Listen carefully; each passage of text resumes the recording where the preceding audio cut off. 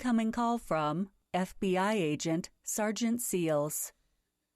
Miss Santana, this is FBI agent Seals. We found your daughter. She is safe. Her trafficker was apprehended at the scene.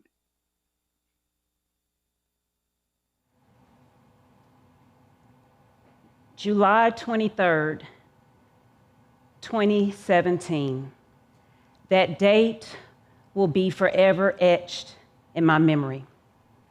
It was 9:33 a.m. on a Sunday morning. I received that call. Yes, my 17-year-old daughter had been rescued by the FBI from a family of sex traffickers. She was rescued, but not safe. But her journey would spark a mission that felt like a revolution. So where do we begin with this big taboo topic, sex trafficking? Well, what is it?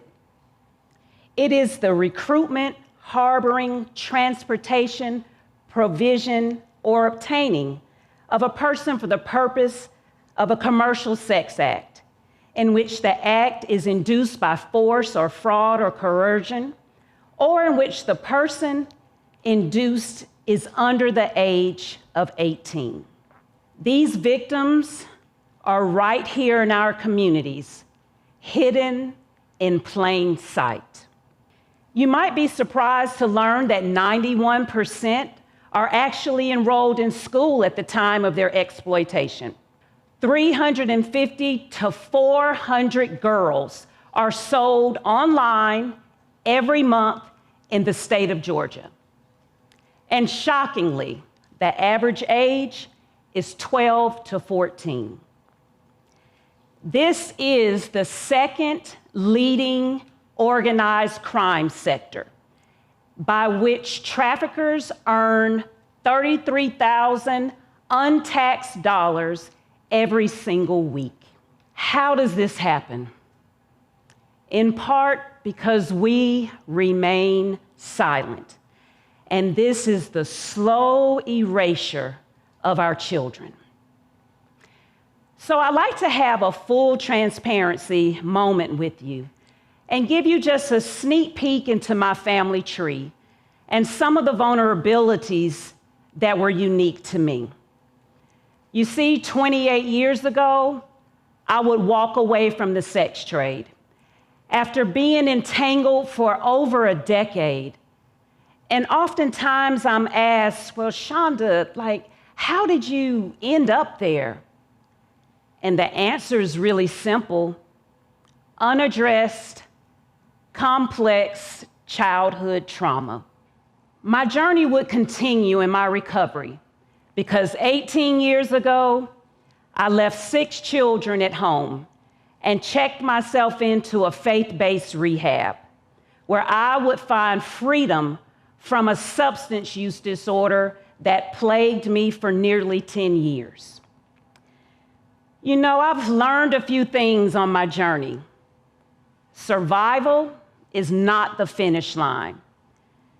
But as a trauma survivor, I knew that my nervous system was impacted during my exploitation and that my brain would require some rewiring. As survivors, we are fighting a war. The neurons in our brain have been invaded by imposters, and we lack the proper amount of dopamine and serotonin to just simply wake up and feel normal like you do every day. Those flashbacks and sensory invasions are almost a daily battle. So in 2018, we decided that we would not just fight the war, but we were going to win. Remember, my daughter's journey sparked a mission, felt like a revolution. She was my motivation to build Divas Who Win Freedom Center, and I was going to tell the whole story. Our mission at Divas is to create a safe space that dismantles stigma and restores dignity for women who are overcoming their substance use disorders, navigating their way out of the sex trade. At Divas, we are no longer hidden in plain sight. I, myself, am a peer, and every woman that wears this pink and green jacket, we lead with our lived experience. Our lived experience would truly prepare us for this battlefield in recovery. On this battlefield, we would uncover our least expected weapon, and that is joy. I would choose joy. I would choose to let joy sit in the middle of our community table, where every survivor was welcome and invited to pull up a seat. Joy would be the driving component that would sustain our freedom. The power of joy would replace those imposters in our lives, the lies, the placeholders for fulfillment and satisfaction, confronted now with this brain-changing, soul-stirring force called joy. I chose recovery. I also chose to rebel against every destructive pattern and habit that was ruling and ruining my life. I chose joy as a rebellion. The work of rewiring the neural pathways that were dependent once upon harm and trauma, and now searching for and capturing serotonin and oxytocin, had just begun for me. The feel-good that the world was trying to offer me, now I had something tangible to attach to those receptors, and it was joy. Joy would, with all its vigor, all its power, rebel against those habits of harm. Rebellion would be the chopped wood on the pile, and joy would light it aflame and keep me warm as every single day I chose a new way to live.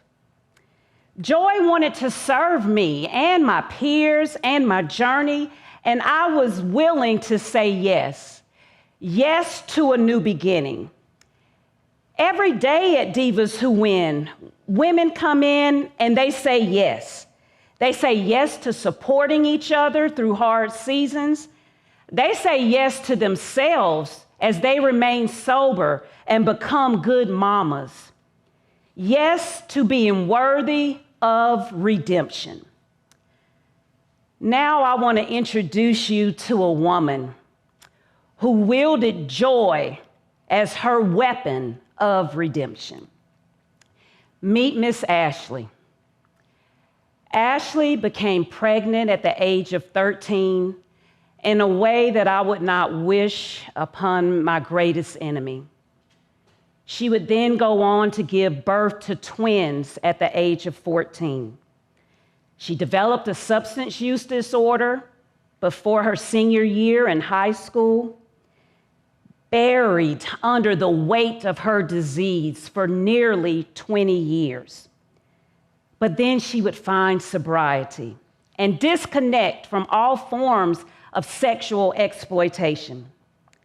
She also found her community at Divas Who Win 4 years ago.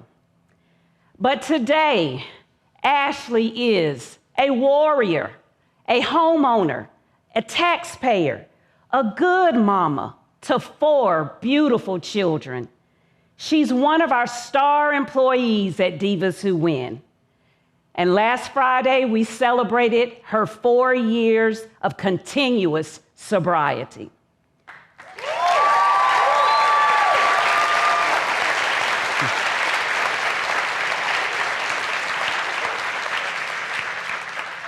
And that, my friends, is joy redeemed. Let's not just end there.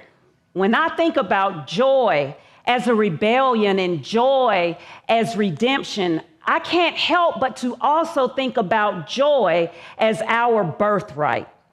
born with 10 fingers and 10 toes. If joy is truly our birthright, it will wipe the slate of shame clean. 150 women show up every month at Divas Who Win without vetting or clearance, just simply because they survived that day. They have the right to walk through our doors and be enveloped by this spirit of joy. Joy should not be dispersed according to pedigree or family tree. Joy is our God-given birthright for all of us, and yes, even you. So here's my invitation. Why don't you join us on this joy journey? Because it is the lifeline for sustainable recovery for trauma survivors like my daughter, like myself, and our peers. In 2024, our doors swung open and closed 15,632 times, with women showing up for their own personal joy journeys. We invite you to take this journey with us, because one thing is certain: systems and policies won't heal us, but communities with collective time, talent, and shared joy absolutely will. Who knew that joy would be the uprising that they never saw coming? Joy is how we reclaim what was stolen from us.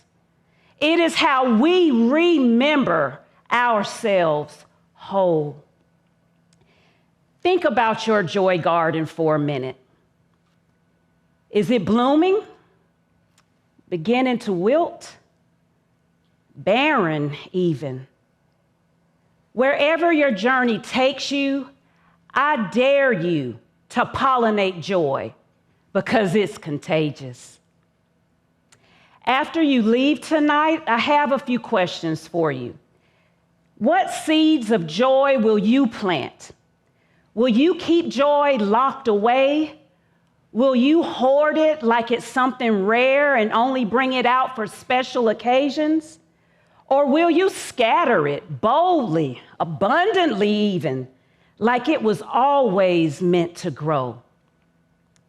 Joy belongs to all of us, the ones that are still fighting and still searching, waiting to discover if freedom is even possible. So go now. Be the proof that joy wins. Plant it in every space you enter, water it in every person you meet, protect it, nurture it, and then pass it on. Because this world needs more than just awareness and policies. We need community members just like you, people willing to spread joy like liberation depends on it. Because actually, it does. Thank you.